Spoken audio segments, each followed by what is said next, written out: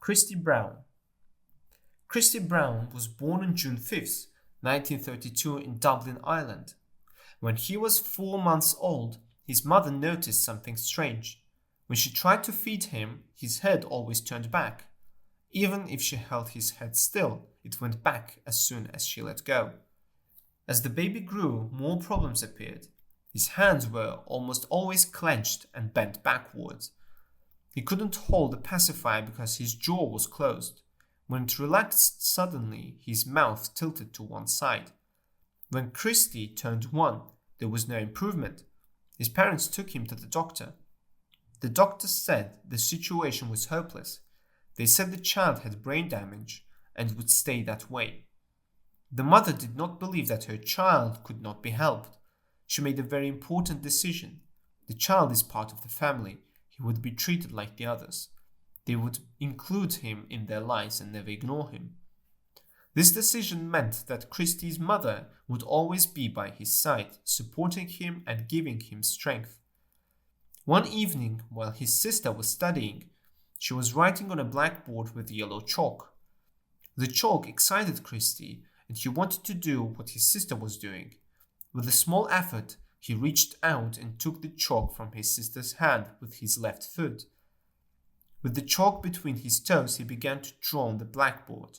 Everyone was amazed. His mother came to him with tears in her eyes. "I will show you what to do with this, Christy," she said. She drew an A on the ground. Christy tried to write the same but couldn't. He tried again but still couldn't do it. He wanted to give up. Seeing her son's despair, his mother put her hand on his shoulder and they tried to write together. Finally, they succeeded. They wrote an A. It was a little deformed, but it was a result of faith and determination. After a while, little Christy could write even though he couldn't speak. His feet became his hands and his tongue.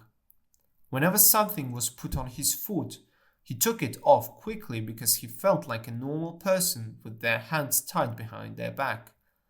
His mother knew it was impossible to send him to school like other children, but she was worried that her mentally healthy child wouldn't get an education. She tried to teach him to read and write at home. With the mother's belief in her child and the child's determination, they made significant progress. Christy had learned to write. The first word he wrote was mother. As Christy grew older, he became more aware of his helplessness. At 10 years old, he couldn't walk, speak, or dress himself. He felt sad because he could not climb trees, play ball with his friends, or eat an apple like others.